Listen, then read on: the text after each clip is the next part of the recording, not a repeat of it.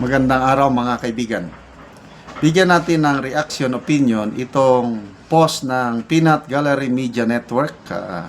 Isang napakagandang page ito, social media page, na nagbibigay ng very honest, impartial, and very deep analysis sa mga kaganapan sa political situation sa bansa. So ito, post, open letter ng founder ng PGMN, Franco Mabanta. Open letter niya kay Pangulong Marcos Jr. dahil very close silang dalawa, magkaibigan. Nagtulungan nung hindi pa sikat si BBM. Ito na si Franco Mabanta ang kanyang public relations expert na tumulong. Kaya unti-unti bumangon ang Bongbong Marcos.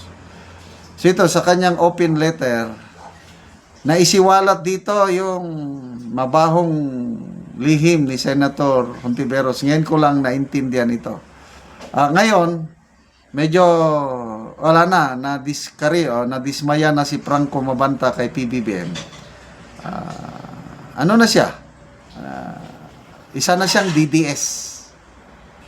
Nakita niya na ang kaibahan ng Marcos brand of leadership at saka Duterte leadership. Kaya DDS na siya. Ito, nandun pa rin ang paggalang niya sa Pangulo. Kaya dito nakakatuwa itong sinulat niya. Yung pinaka-the best part daw na nagawa ni Bongbong Marcos sa kanyang presidency ay nung supalpalin niya si Risa Hontiveros. So paano niya sinupalpal tungkol sa parang sex education bill. Ngayon ko lang ito naintindihan. Nakakaya itong bill na ito ni Senator Hontiveros. Ito. A quick side note, since we're talking about the societal dangers of woke mind virus. Do you know what my absolute favorite moment of your presidency has been so far? DDS na siya, kailang ito, sinulat niya, ito ang pinaka-the best mong nagawa. Dapat ganito sana lahat ang gagawin mo, sabi niya. It is when you obliterated, tinadtad, sinampal, obliterated Senator Risa Hontiveros, heinously woke and widely immoral sex education bill. No disrespect meant towards the senator, but let me detail this to give the other readers the full context of what I mean. Earlier this year, Hontiveros authored and attempted to pass her comprehensive sexuality education bill. At first glance, it seemed logical and well-intentioned in that its objective on the surface was to help prevent teenage pregnancies. Noble behavior. But once you get to Section 6 of the bill, it explicitly says it would follow the way UNESCO teaches sex education globally. These ultra-woke processes have been heavily criticized around the world for the following. Number one, pagtuturo sa children tungkol sa sexuality, teaching kids to consent, teaching blank, medyo masama. Baka ano tayo ng YouTube. Pagbasahin ko is masama Ito pala ang gusto, yung bill ni Senator Hontiveros. Gusto ituro sa mga bata. Dito, hindi ko pwedeng basahin. Napaka-sensitive. Gustong ituro sa mga bata. Ano ba yan? Promoting homosexual and bisexual behavior. Teaching kids pleasure and blank. Mahirap ba basahin? Undermining abstinence as a goal, undermining traditional values and parental rights. Basta very offensive itong bill pala na ito. The bill sought to standardize the above mentioned in all private and public schools nationwide. There was to be no opt-out clause. Parent, teachers, and administrators weren't to give the option to remove their children from the curriculum. Mandatory na ituro itong napakasamang ituturo sa mga bata. When this blew up, Hontiveros, as he does, denied it. She called the accusations misinformation and disinformation. But the truth is she was irrefutably complicit as the author of this piece of legislation, a bill home to an egregiously horrendous section that literally no one outside the radical woke bubble thinks is a good idea. No ill intent meant as I say this, but this was either malice or incompetence on her part, which is why 7 other senators instantaneously drop out as co-authors of the bill, leaving Hontiveros by herself. It's also why a multitude of most incredible mothers around the country formed a foundation called Project Dalisay to do what's right and call her out with the primary objective of ultimately protecting all Filipino children from potential predatory harm. Nakakasira sa mga bata itong bill ni Hontiveros nito.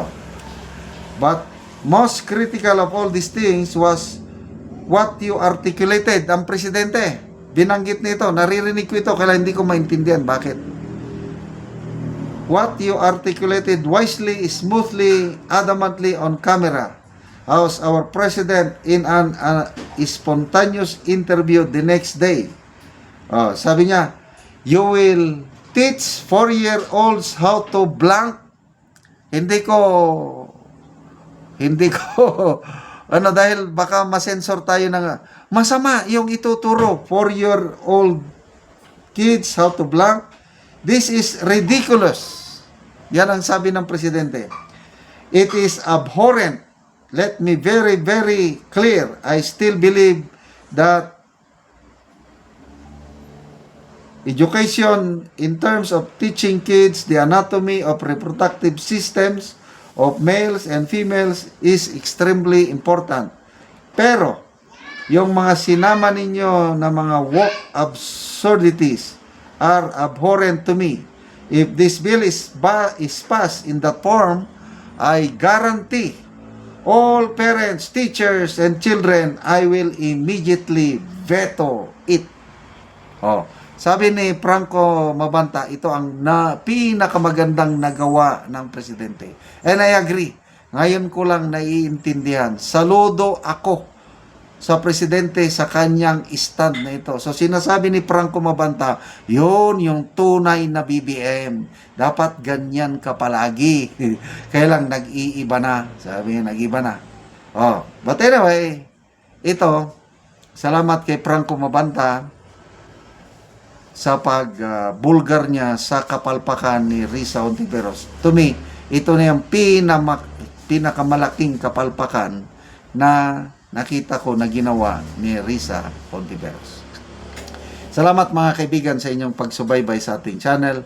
Nakakatulong kayo ng malaki sa tribong Talandig ng Bukidnon dahil ang income natin dito ay pantulong sa tribo. Namimigay tayo ng mga libreng yero at pako para makapagpatayo sila ng mas maayos na tirahan. Panoorin nyo ang video na ito.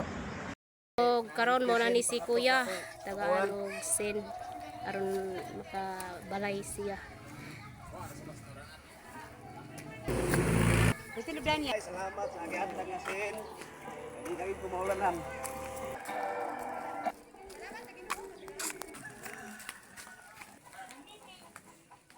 So abot na gyud siya sa iyang balay. So karon mo na ni ang itsura sa balay ni Kuya. Nga gatuluan na gyud siya na mga uslot sa iyang balay.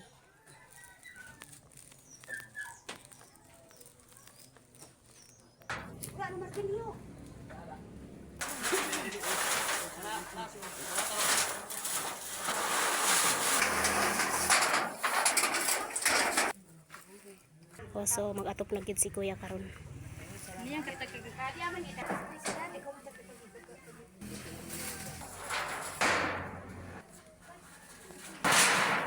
Kayo sa video og sa mga viewers, natuntang murakan pa ilang matabangan.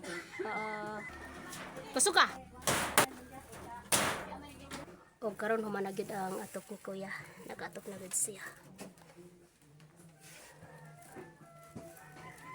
O karon kuya, unsa imong masulti nga natagaan na mo yero nga nakaatop na gyud mo? Ay, salamat kayo sa Ginoo ug sa video ug sa mga supporters sa kaniyang vloga. Ug sa mga vlogs kay. Kuya. Masalamat lang kung dako nga natupad gyud akong abuhan. Oo.